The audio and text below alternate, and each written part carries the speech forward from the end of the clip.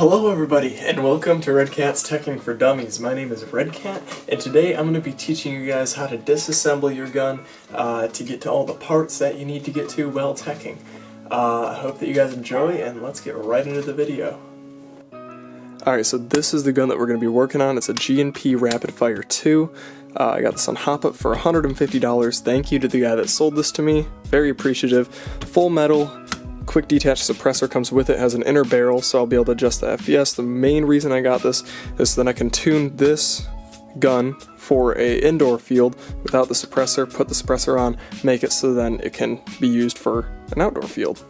Over these next few weeks, you're going to see me disassembling this gun, reassembling it, just figuring out what works best. I'm putting in a MOSFET in here, changing out the hop-up system, shimming the gears, and I'm going to have tutorials for every single part of this. So first thing you want to do when disassembling an airsoft gun is remove this pin right here. This pin is the only pin that holds on this upper receiver. Now when you're doing this, you can use a plethora of tools. My favorite is a pin punch. Don't have any pin punches with me right now, so we're going to use some Allen keys. The best way to do this is find one that's just about the size of the pin. The reason you want to find one that's just about the same size as the pin is because you don't want to scratch the pin. The more surface area you have going from the tool to the pin, the less scratches you will get. And we're just going to put that on there. Hit it a few times with the mallet.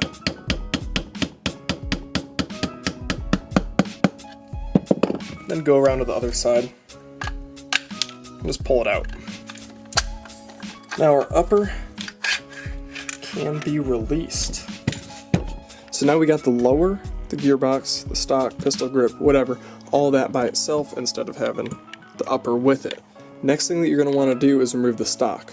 How you're going to do that is you're going to take off this part of the stock, go in with a screwdriver, and there's going to be a little screw right there.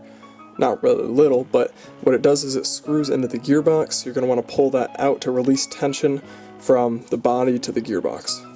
Alright, so first thing you're going to want to do is take out the stock. On this one it's really easy. Just retract the stock all the way, pull down, twist it, and then it just slants to the side. You can just pull the stock right off. You're going to want to have a really long screwdriver. Stick that right down in there until you find the screw and just pull it right out. This may take a while. So now I found the screw, just going to pull it right out.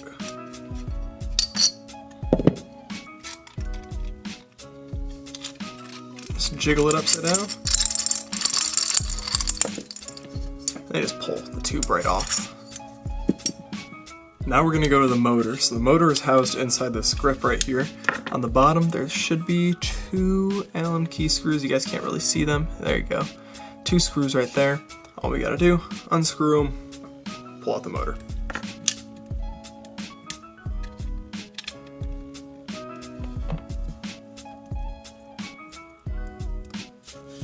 Alright, so now that we got that off, it looks like, okay, so there's 2 different types of motor connections. There's either the screw-on kind, or there's a kind that just sit over, and they kind of just like connect themselves to the motor.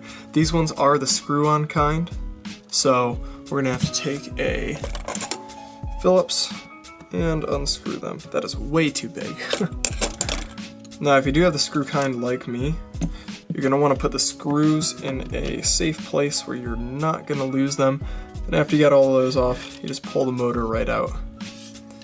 Usually in a gun you'll have a crappy motor like this. This is a G&P M120 motor. Also you can look inside, and if they're black magnets, that means that they're not neodymium magnets, not high strength, and not as good.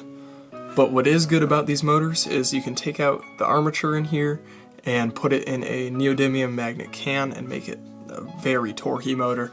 If you guys ever want to see a video on that, then just let me know in the comments down below. Now inside here I'm shining a light from my phone. There's 4 screws in there. Usually there's only going to be 2, and you only need 2. But in some guns, like G&P, usually higher end guns, they're going to put 4 screws in there. Don't worry if you guys doesn't have 4. 2 is just fine. I'm probably going to put 2 on here once I fully build this gun. Now putting a gun back together is a different story. The hardest part for me is usually getting the screw in the stock and also these screws in the motor grip. They're usually pretty difficult. Just for the reason that they're small and you have to go down a huge, not huge, but a longer distance. You gotta get them in the holes and all that. It's not as fun as you would think. Alright, so now we got the grip off there. And we're left with just the gearbox and the lower receiver.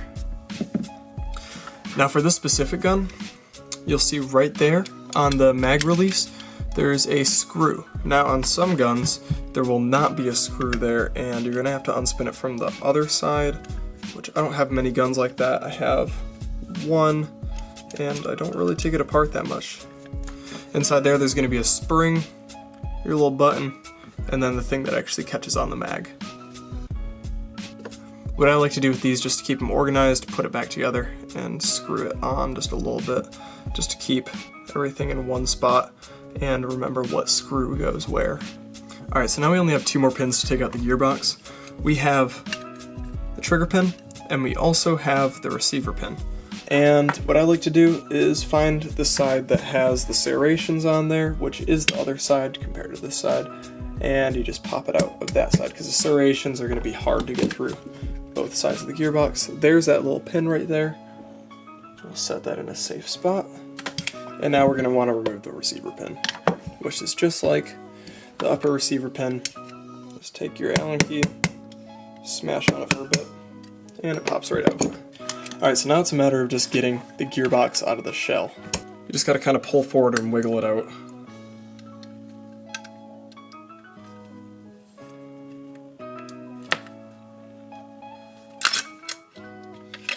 There we go.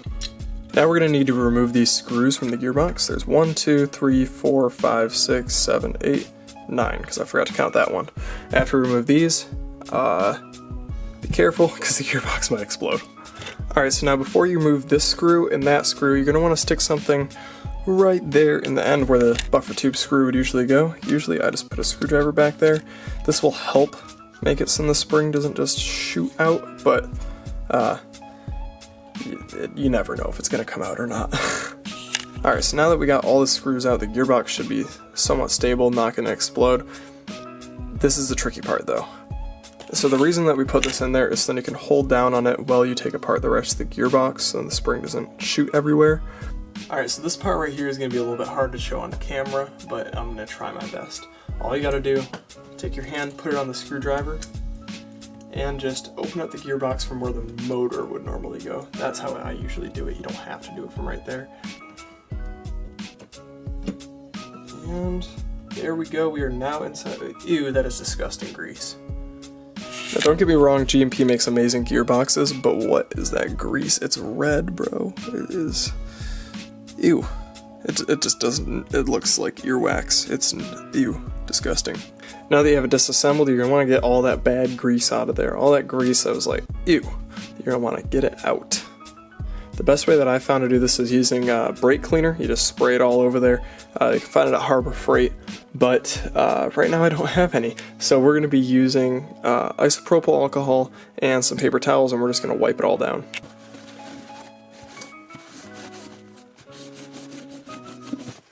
Now that we got the first one done, we are going to go in for the other half. And I also like to use Q-tips in here just in case there is a little spot that does not want to come out. Now what I like to do once I got everything out, just to make sure that there's no grease on the bearings. Some people say grease your bearings. Don't grease your bearings, please. All it can do is slow down your gun. Now you're going to want to leave these little bearings, you can just pop them out of the gearbox. You're going to want to leave these overnight in you're going to want to leave them in their own pool of isopropyl alcohol overnight. Now if you just have bushings, don't worry about it. You can just spray them off, clean them off, do whatever. But because it's bearings, you don't want any grease in there, trust me. Alright, so that's going to be it for this episode. If you guys have any more questions or any comments about what I'm doing, let me know in the comments down below. If you don't mind, if you're new to the channel, please subscribe. We are at 3.3K right now, and it'd be awesome to hit 4K, wouldn't it? We're going to try to do that. And next video, I will be installing some of the parts I got. Not sure exactly what I'm going to do yet because I don't know what parts are coming in tomorrow, but I will be installing some parts and showing you what to do with those parts. Thank you all for watching, and I hope that you all have an amazing rest of your day, and goodbye.